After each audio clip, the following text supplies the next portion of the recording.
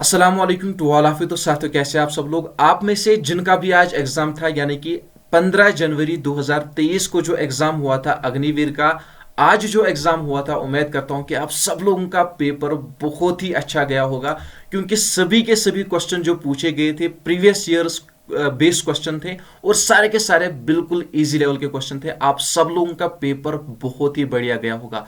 अब cut off क्या रहेगा, किस प्रकार का कट ऑफ जाने वाला है, क्या कुछ यहाँ पे होगा, और यहाँ पे जो नए एस्पिरेंट है उनका क्या होगा, उनको क्या करना है, सब कुछ यहाँ पे हम डिस्कस करने वाले हैं। लेकिन सबसे पहले हम नजर डालेंगे किस पर, सबसे पहले हम नजर डालेंगे आज के क्वेश्चंस पर।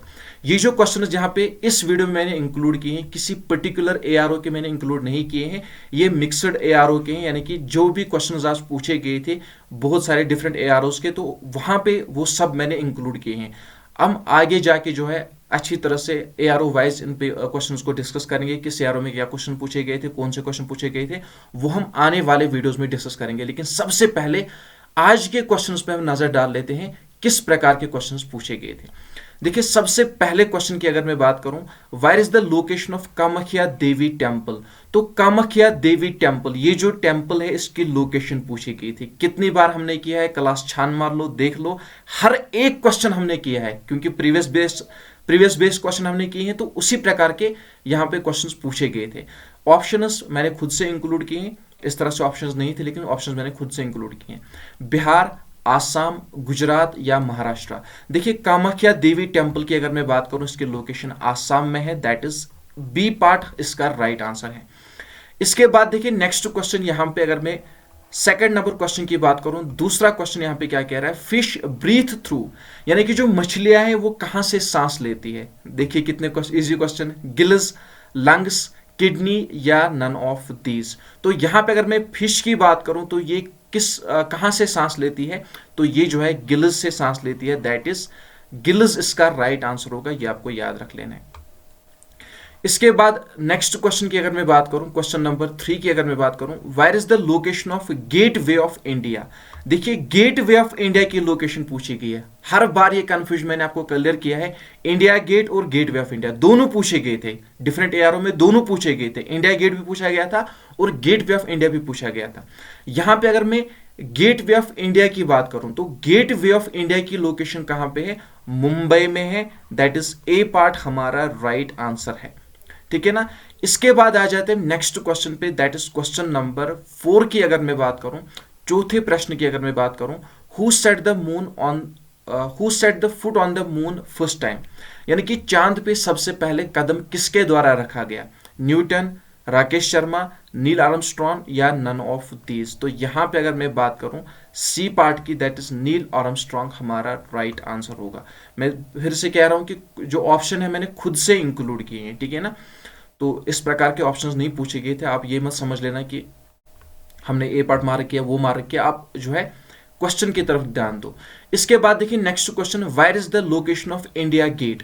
इंडिया गेट की लोकेशन भी पूछी गई थी, ठीक है ना। मैंने कहा ना डिफरेंट एआरओ की मिक्सड क्वेश्चन हैं, तो इंडिया गेट की अगर मैं बात करूं, इंडिया गेट की लोकेशन कहां पे है, दिल्ली, मुंबई, गोवा या नन ऑफ दीज। तो यहां पे अगर मैं दिल्ली की बात करूं, दैट इज ए पार्ट हमारा राइट आंसर होगा। बार बार मैंने ये कहा था कि जो गेट वे ऑफ इंडिया है उसकी लोकेशन कहां पे है, मुंबई में है, और इंडिया गेट की लोकेशन कहां पे है, दिल्ली में है। ये कंफ्यूजन हर बार मैंने क्लियर करवाया था।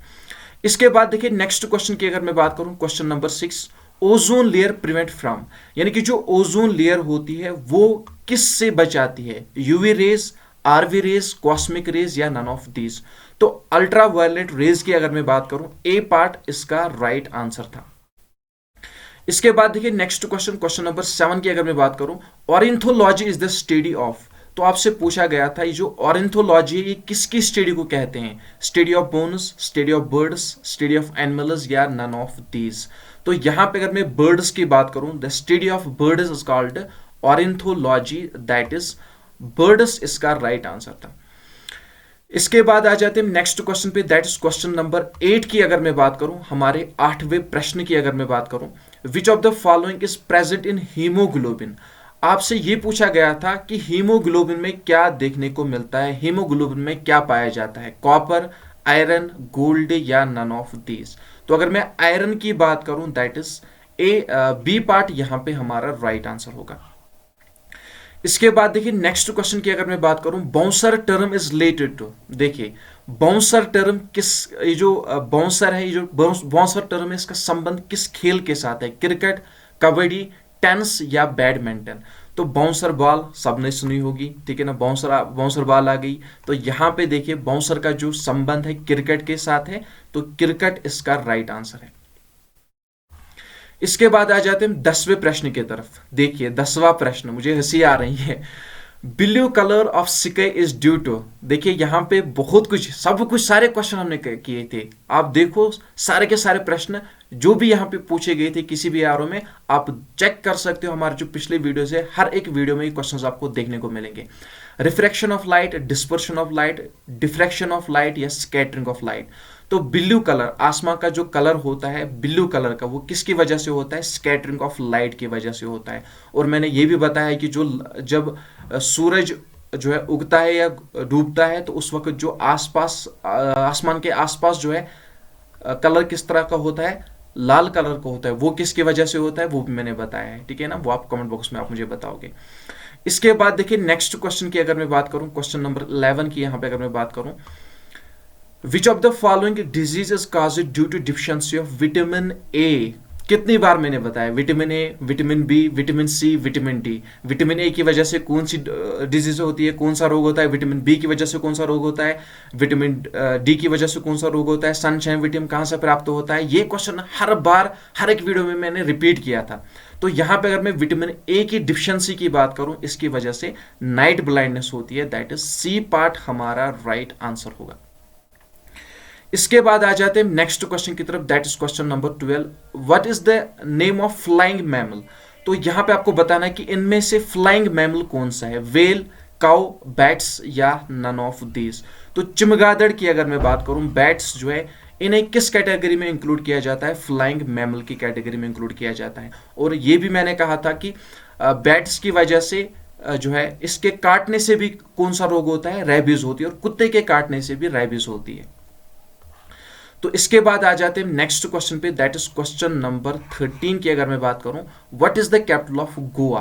तो गोवा की कैपिटल आपसे पूछी गई थी, गोवा की कैपिटल क्या है? आसाम, पांजी, कोहिमा या नन ऑफ दीज? तो अगर मैं पांजी की बात करूं, दैट इज बी पार्ट हमारा राइट आंसर होगा। इसके बाद आ जाते हैं नेक्स्ट क्वेश्चन की तरफ, that is question number 14। What is the capital of Nagaland? तो नागालैंड की कैपिटल यहां पे आपको बताना है, कोहिमा, पटना, पांजी या नन ऑफ दीज? तो अगर मैं कोहिमा की बात करूं, Kohima is the capital of Nagaland, that is a part इसका राइट आंसर होगा। इसके बाद आ जाते हैं नेक्स्ट क्वेश्चन की तरफ, that is question number 15। Which country help to make Azad Hind Fauj? तो यहां पे आपको बताना है कि जब आजाद हिंद फौज बनवाई गई, तो आपके लिए सबसे पहले मैं होमवर्क रख रहा हूं, आपको मुझे बताना, जो नए एग्जाम की प्रिपरेशन कर रहे हैं उनको बताना है कि आजाद हिंद फौज किसके द्वारा एस्टेब्लिश की गई थी, फाउंड की गई थी। और इसमें जो हेल्प की गई थी, किस कंट्री के द्वारा हेल्प की गई थी? अमेरिका, जापान, चाइना या नन ऑफ दीज? तो यहां पे अगर मैं बी पार्ट की बात करूं, जापान हमारा राइट आंसर होगा। ये कुछ एक दो क्वेश्चन जो है कुछ नए प्रकार के पूछे गए थे, ठीक है ना, पैन कार्ड के रिलेटिव एक क्वेश्चन पूछा गया था। तो 2-3 क्वेश्चन कुछ इस तरह से जो है नए पैटर्न के पूछे गए थे। यहां पे अगर मैं बात करूं क्वेश्चन नंबर 16 की, वेयर वाज महाभारत फॉट? ये जो महाभारत वार है, ठीक है ना, जो युद्ध है, महाभारत युद्ध जो हुआ है, वो आपको बताना है कि कहां पे हुआ था। ये भी जो है नए पैटर्न का क्वेश्चन कुछ पूछा गया था। दिल्ली, आसाम, कुरुक्षेत्र या नन ऑफ दीज? तो अगर मैं महाभारत वार की बात करूं, तो आमतौर पर जो बैटल्स पूछे जाते थे, डिफरेंट बैटल्स पूछे जाते हैं, बैटल ऑफ टेरेन इस तरह से, लेकिन यहां पे इस बार जो है महाभारत का वार जो है कहां पे लड़ा गया था ये पूछा गया था। दिल्ली, आसाम, कुरुक्षेत्र या नन ऑफ दीज? तो यहां पे अगर मैं सी पार्ट की बात करूं, दैट इज कुरुक्षेत्र इसका राइट आंसर होगा, ये आपको याद रख लेना है।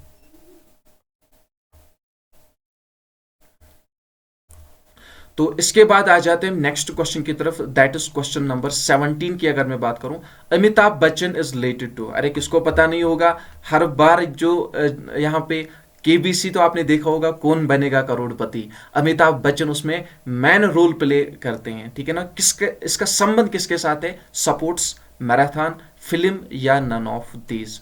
तो यहां पे अगर मैं बात करूं, अमिताभ बच्चन एक एक्ट्रेस है, ठीक है, सॉरी एक्टर है। तो यहां पे अगर मैं सी पार्ट की बात करूं, फिल्म के साथ इसका संबंध होगा। तो इसके बाद आ जाते हैं नेक्स्ट क्वेश्चन की तरफ, दैट इज क्वेश्चन नंबर 18 की अगर मैं बात करूं। क्वेश्चन नंबर 18 यहाँ पे हमारा क्या कह रहा है, what is the currency of China. तो चलिए बताइए चाइना की करेंसी क्या है, यन, रिनमिनबी, रुपी या नन ऑफ दीज। तो यहाँ पे अगर मैं बी पार्ट की बात करूं, रिनमिनबी हमारा राइट आंसर होगा। और नए एस्पिरेंट्स के लिए होमवर्क है, आपको मुझे बताना है रिनमिनबी इसे और किस नाम से जाना जाता है, या आपको मुझे बताना है जो चाइना की करेंसी है उससे रिनमिनबी के अलावा और किस नाम से जाना जाता है। अगर रिनमिनबी ऑप्शन में ना होता तो इसके अलावा क्या चांसेस थे जो कि ऑप्शन में होता, ये मुझे आप कमेंट बॉक्स में बताओगे, ठीक है ना।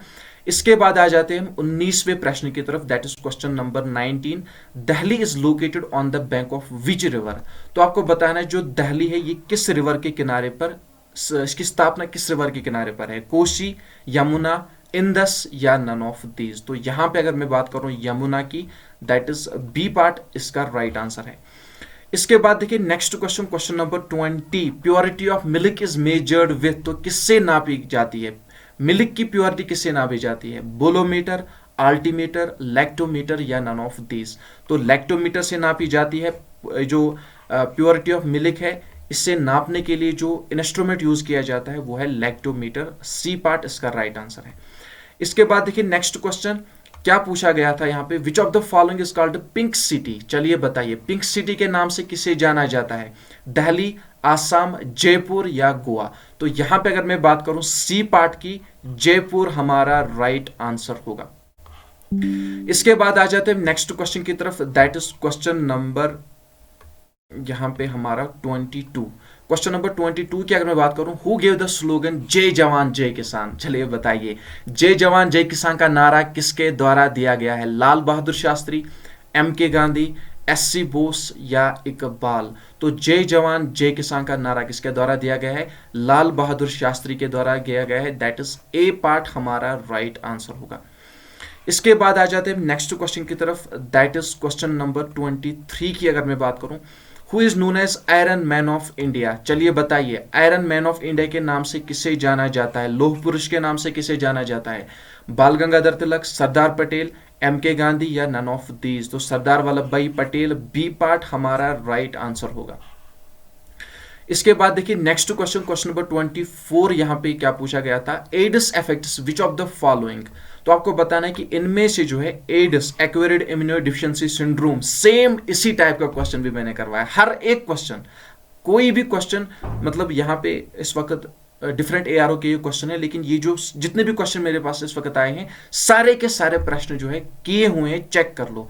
हम अदर भी देखेंगे क्योंकि यहाँ पे जो मिक्सड एआरओ के किसी एआरओ का कुछ टफ भी हो सकता है, लेकिन हम जब डिस्कस करेंगे फिर पता चलेगा। फिलहाल हम यहाँ पे जो है मिक्सड एआरओ के देख रहे हैं, जो भी क्वेश्चन पॉसिबल हो पाए। इम्यूनिटी सिस्टम, किडनी, लंग्स या आइज। तो एड्स किसको इफेक्ट करता है, इम्यूनिटी सिस्टम को इफेक्ट करता है, दैट इज ए पार्ट इसका राइट आंसर है। इसके बाद आ जाते हैं नेक्स्ट क्वेश्चन की तरफ, दैट इज क्वेश्चन नंबर 25 की अगर मैं बात करूं, क्वेश्चन नंबर 25 यहां पे क्या पूछा गया है, what gas is responsible for global warming. आपको बताना है कि इनमें से, या इस तरह से क्वेश्चन होना चाहिए, विच of the following gas is responsible for global warming. इनमें से वो कौन सा गैस है जो कि ग्लोबल वार्मिंग के लिए जो है इफेक्ट बनता है, या काज जो है ग्लोबल वार्मिंग का है, कार्बन डाइऑक्साइड, नाइट्रोजन, ऑक्सीजन या नन ऑफ दीज। तो यहाँ पे कार्बन डाइऑक्साइड, रिसेंटली हमने जो प्रैक्टिस सेट किया था वहां पे मैंने आपको बताया था, एक तो मैंने ये भी करवाया था कि कार्बन डाइऑक्साइड की वजह से क्या होता है, ग्लोबल वार्मिंग होती है, और जो गैसेस रेस्पॉन्सिबल होते हैं ग्लोबल वार्मिंग के लिए वो याद रख लेना, इस तरह से जो गैसेस हैं वो याद रख लेना, मैंने कहा था ना। तो इसके बाद देखिए नेक्स्ट क्वेश्चन यहाँ पे question number 26, find the value of 2, यहाँ पे देखिए -2, ठीक है ना, यहाँ पे इसका वैल्यू आपको निकालना था, लेकिन यहाँ पे पावर क्या था इसका 4 था। यहाँ पे बहुत सारे लोगों ने ये किया था, यहाँ पे उन्होंने क्या किया था, -2 इंटू -2, उसके बाद क्या किया था, इंटू -2 इंटू -2। तो उसके बाद इन्होंने आंसर क्या निकाला था, इन्होंने आंसर -16 निकाला था, ठीक है ना। लेकिन ये क्वेश्चन मैं आपके लिए रख रहा हूं, यहाँ पे जो नए एस्पिरेंट्स है उनके लिए रख रहा हूं, उनको मुझे बताना कि जो -16 बहुत सारे लोगों ने आंसर किया है, क्या ये -16 सही है कि गलत है, क्योंकि यहां पे आपको साइनस का भी ख्याल रखना है, हिंट में दे रहा हूं, ठीक है ना। यहाँ पे आपको साइनस का भी ख्याल रखना है, क्योंकि जब मल्टीपल आप करोगे यहाँ पे जो साइन है उनका वैल्यू क्या हो जाएगा, उनका वैल्यू चेंज हो जाएगा। तो यहाँ पे लास्ट में माइनस इंटू माइनस क्या बनेगा, माइनस इंटू माइनस, फिर क्या बनेगा, माइनस इंटू माइनस या प्लस इंटू माइनस, इस तरह से जो चेंज होगा वो एंड में क्या बनेगा।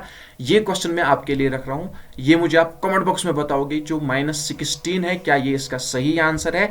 अगर सही आंसर नहीं है तो सही आंसर क्या आएगा ये आप मुझे कमेंट बॉक्स में बताओगे नए लोग, ठीक है ना। और हाँ, यहाँ पे अब मैं अगर मैं बात करूँ इस पेपर की, और साथ ही साथ अगर मैं बात करूँ आपके कट ऑफ की, तो कट ऑफ रहने के क्या चांसेस हैं, देखिए वो एनालाइज करके बताओगे मुझे आप लोग।